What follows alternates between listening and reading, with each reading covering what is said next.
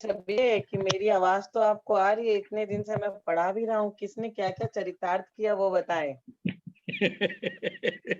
अच्छा ये बताओ, नियम देशना में पहले भाग में कितनी गाथा है प्लीज? नियम देशना में पहले भाग में 75 76 हाँ 76 है। आज 65 चल रहा है ना? खाने को बन जाओ। जय बोलिए श्री अनंतानंत सिद्ध परमेष्ठी भगवान की जय। जय श्री ओम नमः सिद्धेभ्य। जय श्री ओम नमः सिद्धेभ्य। जय श्री ओम नमः सिद्धेभ्य। नमो अर्हन्ताणं नमो सिद्धाणं नमो आयुर्याणं नमो उपज्जायाणं नमो लोये सब्बसाहूणम्। सभी भाई बहन हाथ जोड़े विनय पूर्वक। हे ज्ञान सागर गुरु प्राण प्यारे, थे पूज्य साधु गण के बुध मुख्य न्यारे, शास्त्रानुसार चलते मुझको जनाते,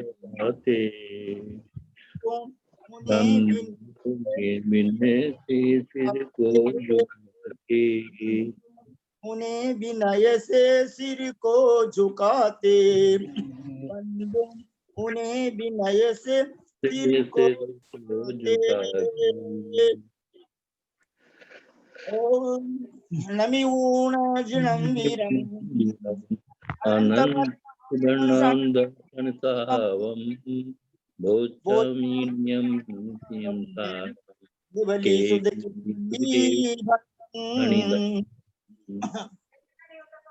परम पूज्य आचार्य गुरुदेव श्री ज्ञान सागर महाराज की मुनि दीक्षा 24 जून 1959 जयपुर खानिया जी में हुई थी। आचार्य श्री शिव सागर महाराज के द्वारा, मतलब शिव सागर महाराज ने उनको मुनि दीक्षा प्रदान की और उनका प्रथम चौमासा 1959 में अजमेर शहर में हुआ, सर सेठ बागचंदी सोनी जी के निशान में। फिर 1960 में लाडनू सुजानगढ़ में चौमासा हुआ राजस्थान में। 1961 में सीकर में चौमासा हुआ।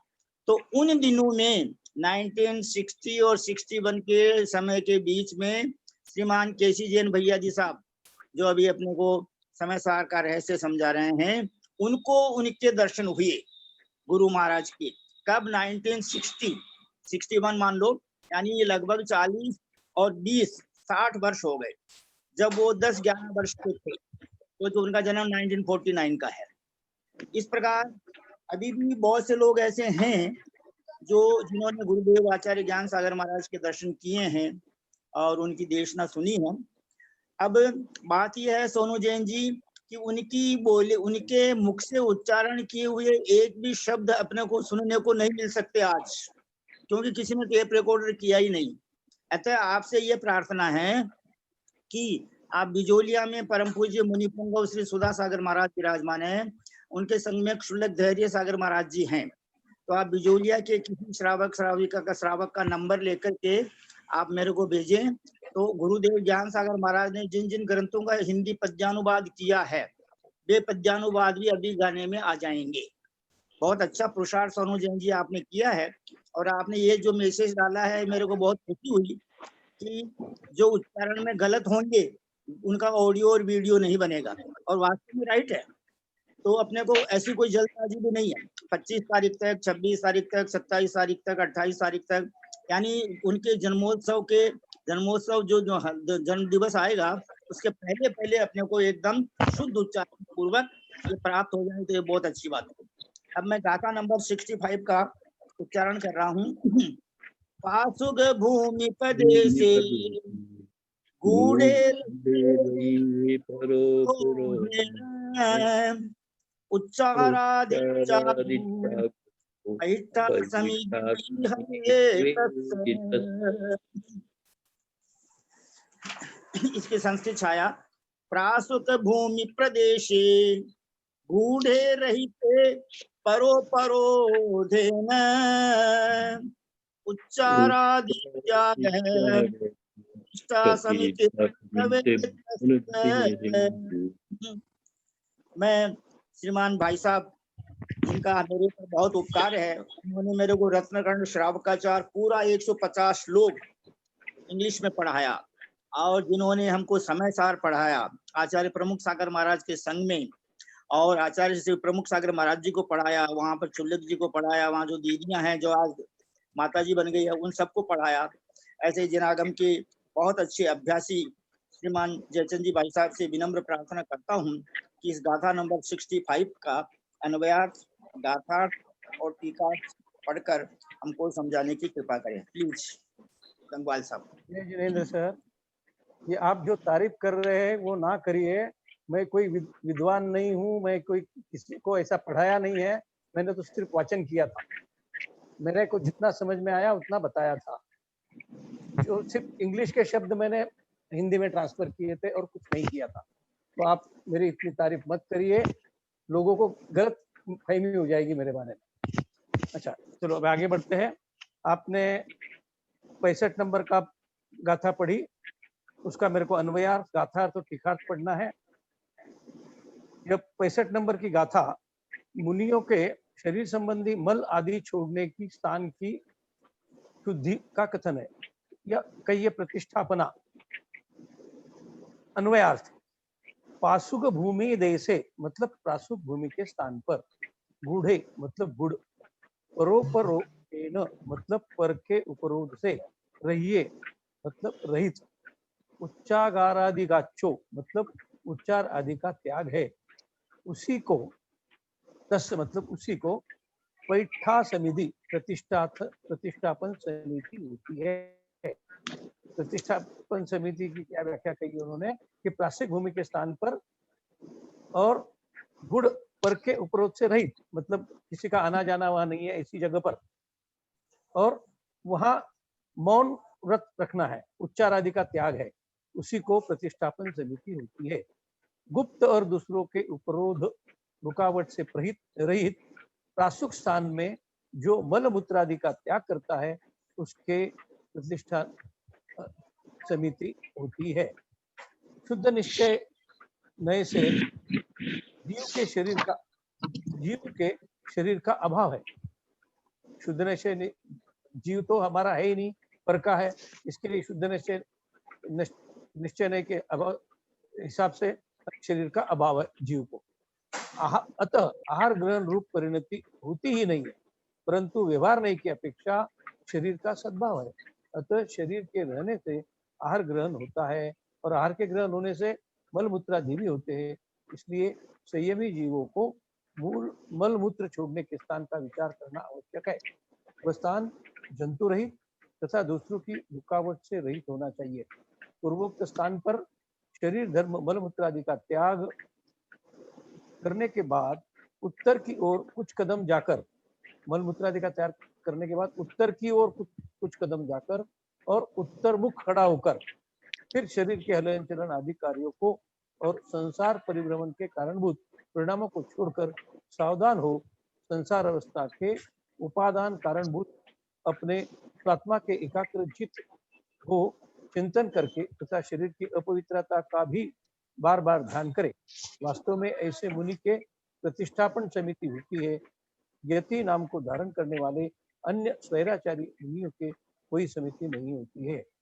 टीकाकार मतलब मलमूत्र त्याग करने के पश्चात उत्तर दिशा की ओर मुख कर खड़े रहना है और वहां फिर कुछ अपने संसार परिभ्रमण के कारणभूत परिणामों को छोड़कर सावधान होकर संसार अवस्था के उपादान कारणभूत आत्मा का एकाग्र चित्त हो चिंतन करना है।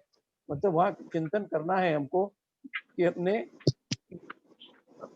मल मूत्र त्याग किया है, उसके बाद उत्तर की ओर खड़े होकर हमको चिंतन करना है। मोक्ष के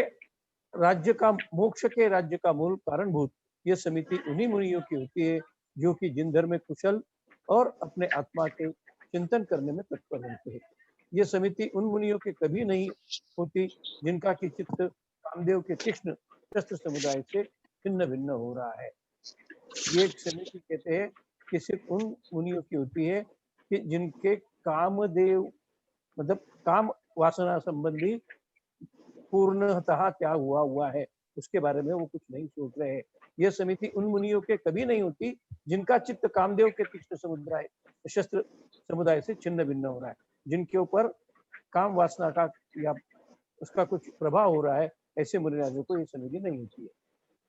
हे मुनिराज, जो मुक्ति रूपी वनिता को अत्यंत इष्ट है, जो संसार संबंधी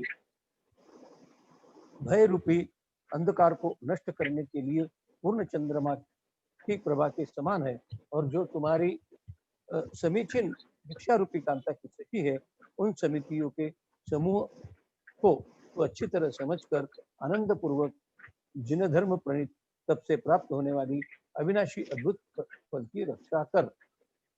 यथार्थ में मुनि समितियों के समूह के शीघ्र ही जिस उत्तम फल को प्राप्त होता है वह न मन का विषय होता है न वचन का, वो मात्र सुख रूपी अमृत होता है।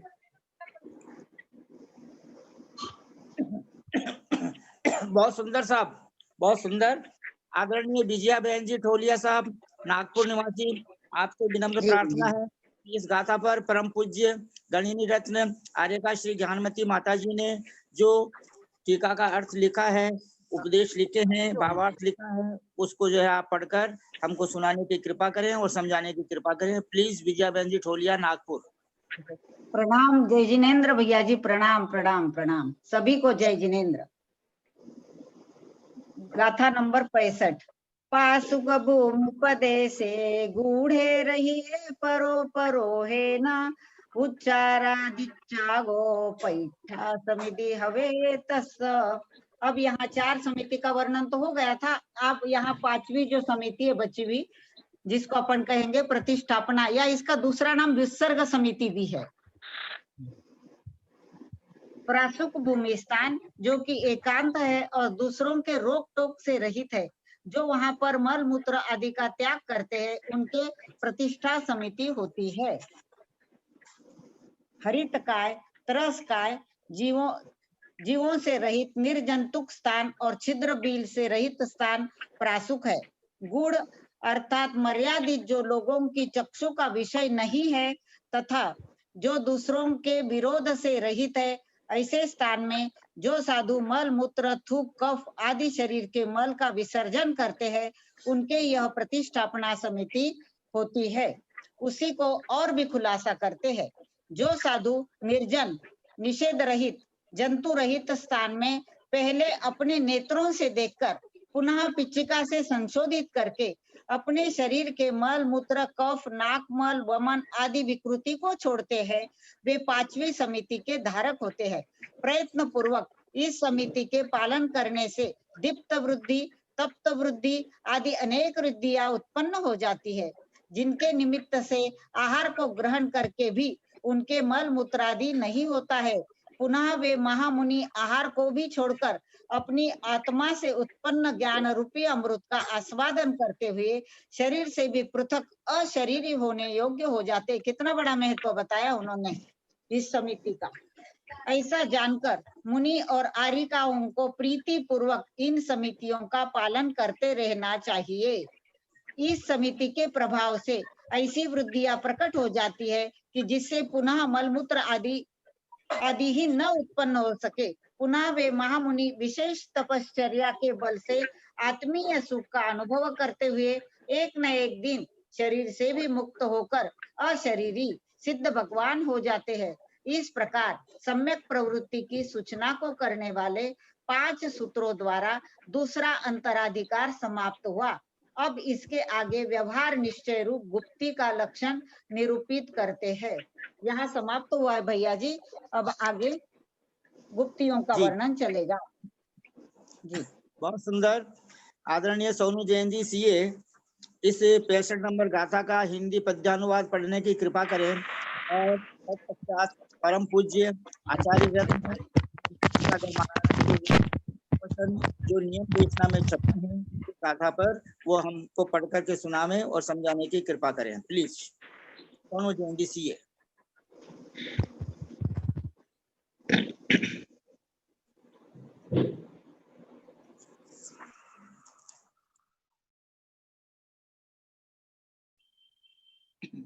बोलो आचार्य कुंद कुंद स्वामी की जय। एकांत हो विजन विस्तृत ना विरोध, सम्यक जहाँ बन सके त्रस जीव शोध, ऐसा अचित थल पे मल मूत्र त्यागे, वस्तुत सर्ग रूप समिति गह साधु जागे। आपने कभी ऐसा देखा होगा कि जब कभी आप कुछ खाना खा रहे हो और अगर आपने कोई स्वीट मीठा खाया है और उसका थोड़ा सा अंश नीचे गिर जाता है तो क्या होता है, थोड़ी देर बाद उसमें बहुत सारी चींटियां लग जाती है। वो चींटियां कहाँ से आती है पता नहीं आज तक, क्योंकि इनका तो समूषण से जन्म होता है। तो ये जो हुआ, चींटियां आई फिर चींटियां मरी, ये अपने प्रमाद के कारण हुआ। ये हम लोग बिना देखे, बिना समझे, बिना सोचे कुछ भी काम कर लेते हैं। थोड़ा सा गिरा है ठीक है, बाद में उठ जाएगा, लेकिन उसके बाद क्या होता है वो आप समझिए। कितने जीवों की हिंसा हो रही है हमारे इस कार्य से। तो इनसे बचना चाहिए हमें। हमारे घर में भी काफी कुछ वस्तुएं ऐसी रखी रहती है डब्बों में जो हम यूज नहीं करते हैं लेकिन पड़ी रहती है।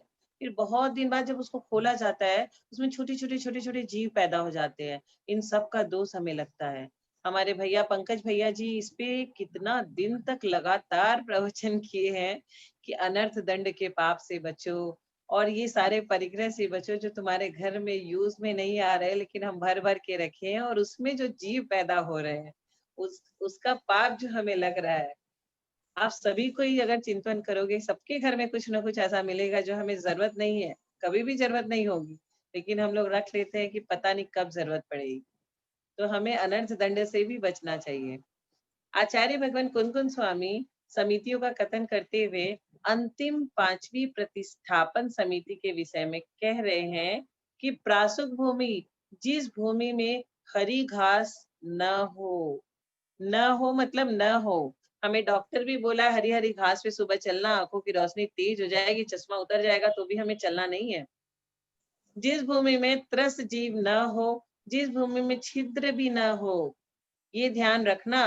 क्योंकि छिद्र होने से क्या होता है, लघुकाय जीव जो उसमें रहते हैं, लघु संख्या छिद्रों में प्रवेश कर जाएगी तो उनको कष्ट होगा, और कष्ट क्या, उनके तो प्राण भी जा सकते हैं।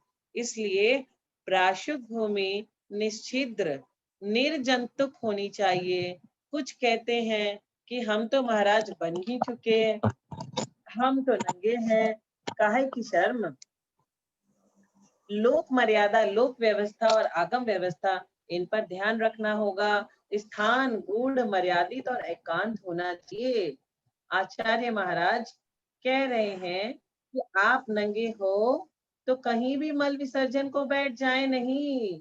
जहां पर स्त्री पुरुष नपुंसक तिर्यंश बालक का गमनागमन हो रहा हो, उस स्थान पर योगी मल विसर्जन न करें। ये जिनवानी की व्यवस्था है।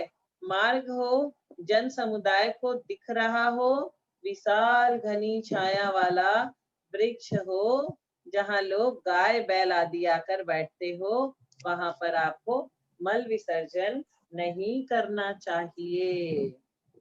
एक बार की बात है, एक मुनि श्री बहुत आगे तक पैदल जा रहे थे शंका के लिए। तो किसी ने कहा कि महाराज जी आप बड़े वाले जंगल में क्यों जाते हो, छोटे जंगल में क्यों नहीं जाते। तो उन्होंने कहा कि मैं इसलिए बड़े वाले जंगल में जाता हूँ क्योंकि वहां से एक ट्रेन गुजरती है, और यदि कोई उसमें त्यागी व्रती बैठा हो, उसका नियम हो देवसास गुरु के दर्शन करके ही खाऊंगा, तो उनका ये नियम पल जाएगा। मतलब वो कितना ध्यान रखते हैं मुनि महाराज लोग, अपनी एक एक चर्या में हम लोगों का कितना ख्याल रखते हैं वो।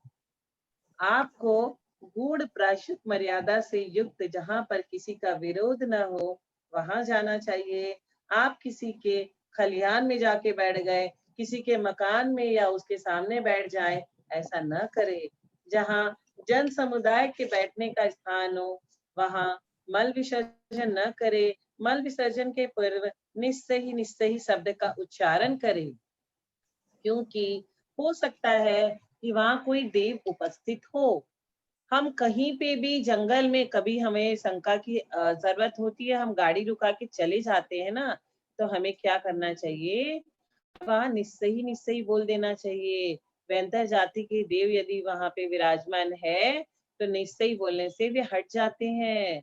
एक बार की बात है, एक व्यक्ति शिखर जी को जा रहा था, तो बीच में उसने क्या किया, गाड़ी रोक के अपना शंका कर लिया वहां पे। और जब वो गाड़ी में बैठा और गाड़ी में बैठ के जब वो गया शिखर जी तक, तो उसके सारे कपड़े फट गए थे, जबकि वो कहीं पे भी किसी भी से भी टकराया नहीं था। फिर उसे समझ में आया कि मैंने शंका किया, ये मैंने गलत किया।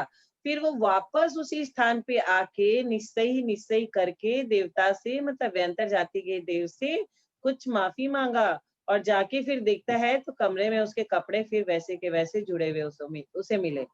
तो हमें मंदिर भी जाते हैं तो हम निश्चय करके जाते हैं कि कोई भी देवी देवता खड़े हैं और हम उनके बीच में से चले गए, हमें पता नहीं। अगर हम निश्चय बोल देते हैं तो ये शिष्टाचार है, और इससे हमें कोई भी परेशानी बाद में नहीं होती है। वह संग पर उपसर्ग न कर दे। उपसर्ग कर देते हैं ये लोग कि आपने यहाँ मलबूत विसर्जन कर दिया। हो सकता है कि किसी देव का निवास स्थान हो और आप पर उपसर्ग कर सकता है, संयम में बाधा खड़ी हो सकती है, धर्म की हंसी हो सकती है। इन सब पर विचार कर आचार्यों ने यह व्यवस्था की है। उच्चारण आदि त्याग से आस्य मात्र मलमूत्र से नहीं है।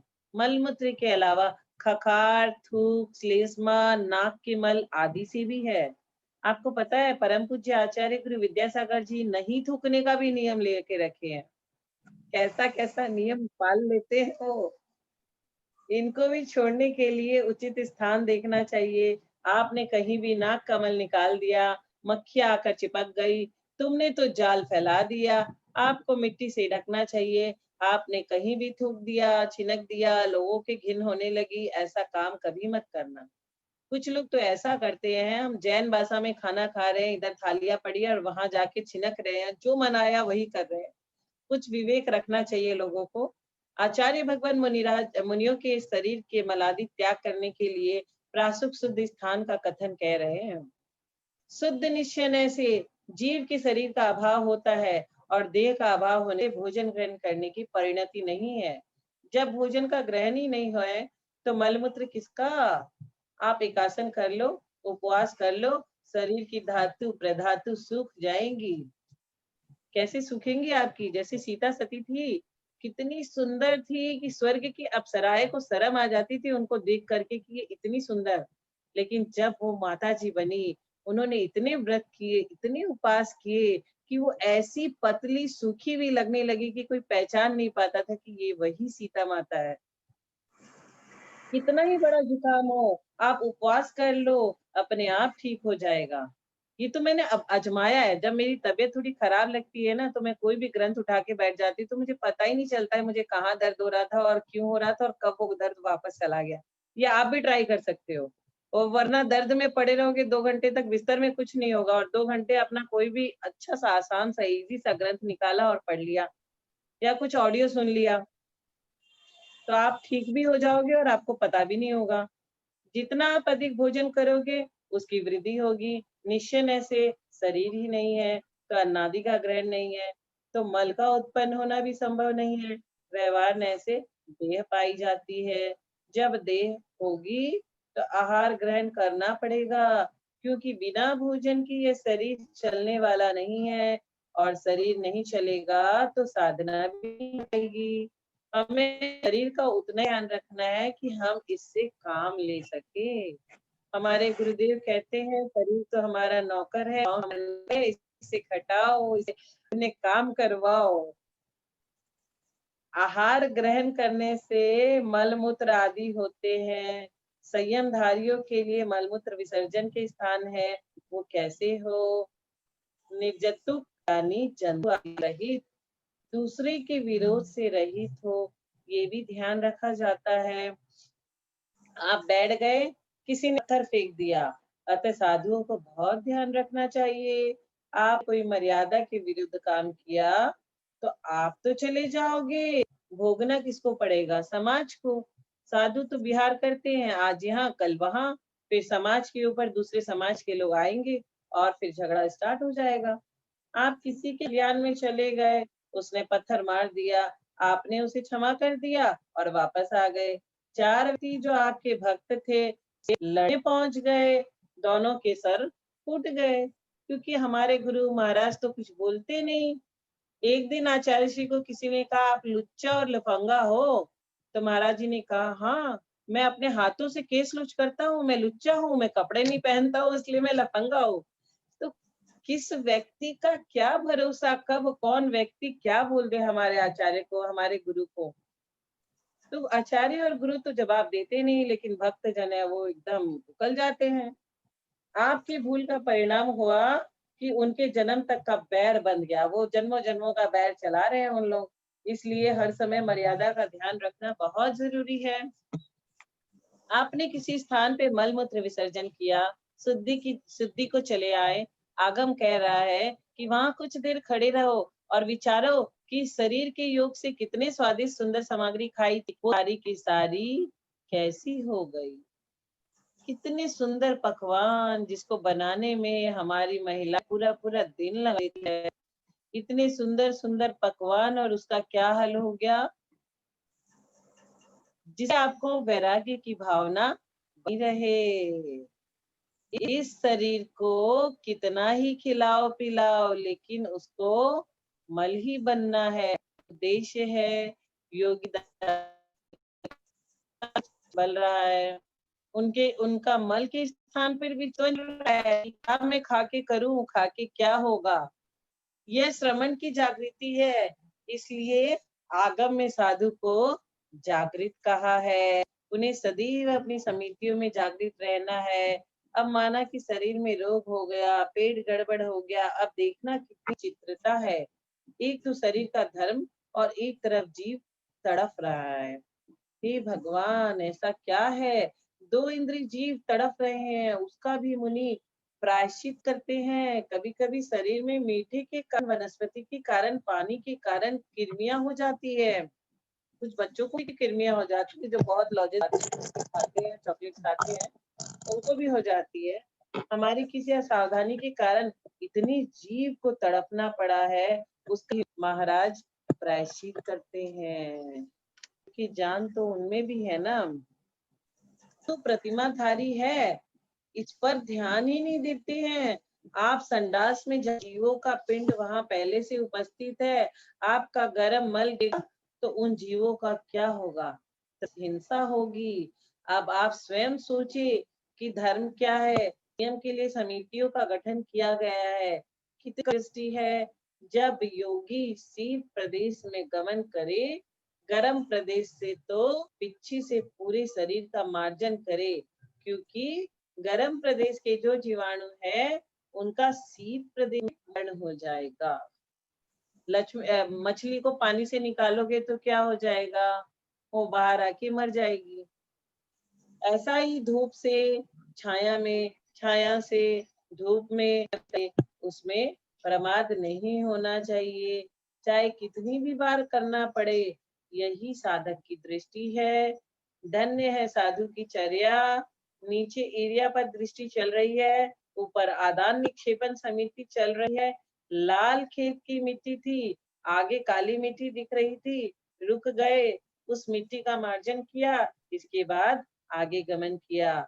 शयन अवस्था में है, यदि करवट बदलने की भी आवश्यकता पड़ी तो पहले उस प्रदेश का मार्जन करेंगे, फिर देह का मार्जन करेंगे, तब करवट बदलेंगे।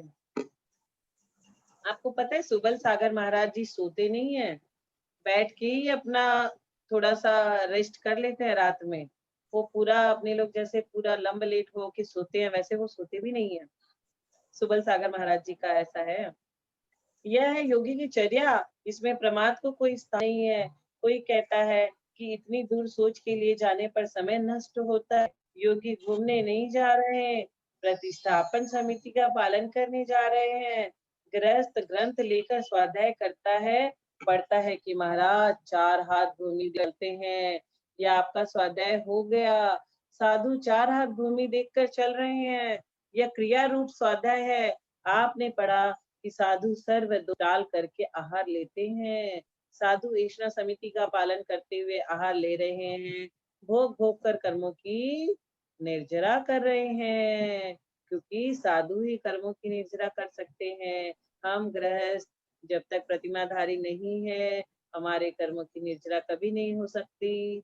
हमें प्रतिमा लेकर ही निर्जरा करनी पड़ेगी। हमें पाप फल देने के अनुभाग को कर्म पुण्य कर्म के द्वारा कम करने की इतनी शक्ति जरूर मिल सकती है। अंदर में जो होगा वही तो बाहर में दिखेगा। जब तुम्हारे अंदर करुणा ही नहीं है तो बाहर क्रियाओं में कैसे झलकेगी? बोले कहाँ की धूप, कहाँ की छाव, कहाँ की लाल मिट्टी, कहाँ की काली मिट्टी। पिच्छी जो संयम का उपकरण है, उसको बनाना भी उद्दिष्ट है। श्रावकों को पिच्छी बनाकर भेंट करना चाहिए। पिच्छी बनाने में आरंभ सारंभ होता है और वे इसके त्यागी हैं। जो जैसा पात्र है उसके अनुसार सेवा करनी चाहिए। वस्त्रधारी है तो आवश्यकता अनुसार वस्त्र की व्यवस्था करनी चाहिए। जिनको पिच्छी कमंडलू की आवश्यकता है उनको वह प्रदान करे। आपके द्वारा दी गई पिच्छी से महाराज इस भर संयम का निर्दोष पालन करेंगे, जीवों की रक्षा करेंगे। महाराज को स्वाध्याय के लिए ग्रंथ आदि की आवश्यकता है तो उसकी व्यवस्था करें। आप अपने घर में भी ग्रंथ रखें। हर घर में पुस्तकालय होनी चाहिए। मध्यकाल में 6 मास तक ग्रंथों की होली जलाई गई थी, परंतु गृहस्थों की पुस्तकालय ग्रंथ सुरक्षित रहे। एक दादाजी आए, बोले शास्त्र मंदिर में दे रहे हैं। हमने कहा कि अपने घर में ही रखो। मुझे याद है कि जब घर में धर्म की कोई पुस्तक होती है तो मन खराब होने पर व्यक्ति उसको खोलकर पढ़ लेता है। पुस्तकों को घर में व्यवस्थित रखना चाहिए। संभव हो तो अलग से कक्ष बनाना चाहिए जिसके घर में जगह है, जिससे अशुद्धि ना हो। लेकिन आजकल तो सारे घर में अटैच बाथरूम होता है, वहीं पे हम लोगों का एक जिनालय होता है, तो ये सारे हमें दोष भी लगते हैं। यदि आपने आरंभ का त्याग किया तो बहुत गहरे से विचार करना। ऐसा नहीं है कि मैं कर नहीं रहा हूँ, करवा रहा हूँ। महाव्रतों का पालन 9 कोटि से होता है, 1 कोटि से नहीं होता है। आपने बगीचा लगवाया, उसमें पानी डलवा रहे हो, ये 9 कोटि नहीं है, ये महाव्रत की चर्या नहीं है।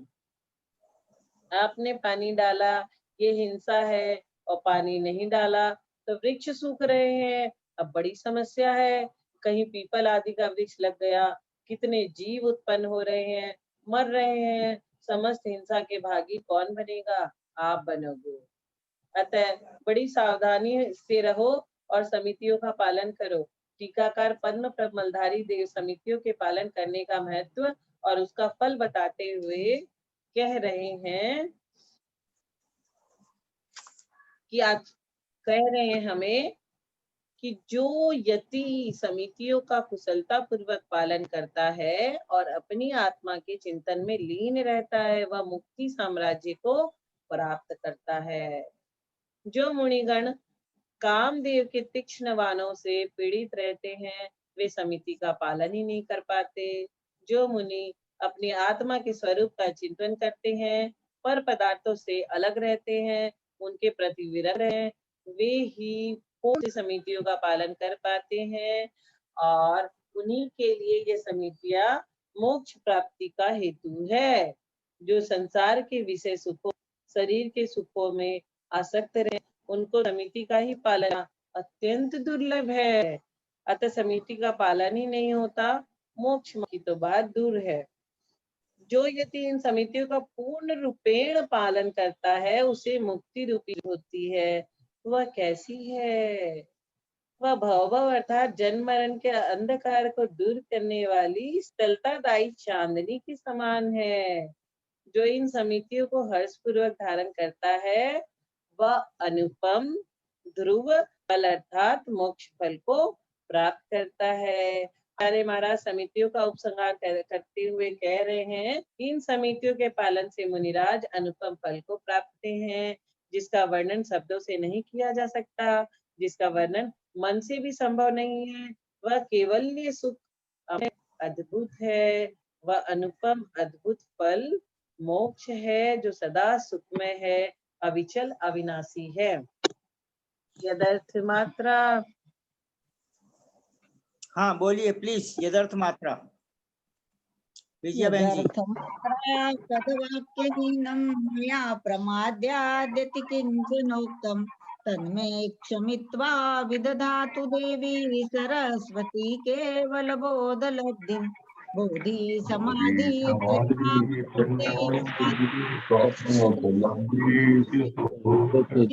चिन्तामणि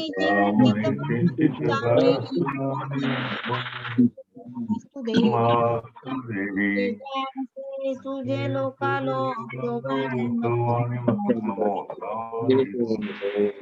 भारती कोई जपो दिन रहे जो तेरा शरणागति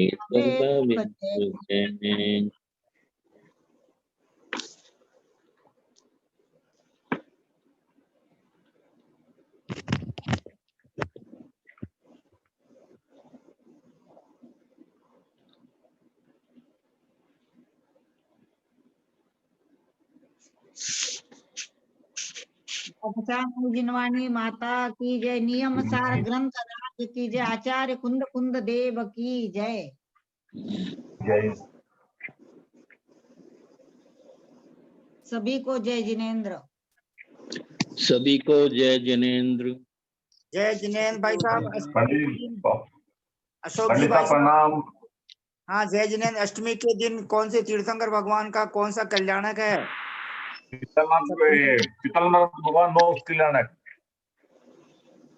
शीतलनाथ भगवान मोक्ष कल्याणक।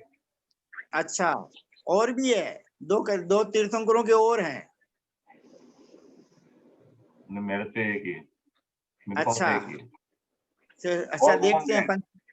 पंच कल्याणक तिथि कैलेंडर में देखना पड़ेगा। नहीं, मैंने आपको जो फोटो भेजी है उसमें 23 हाँ। तारीख को जो ये एक ही है। इसके पहले 2 निकल गए। निमिनाथ भगवान का गर्भ कल्याणक निकल गया और एक कब? और निकल गया।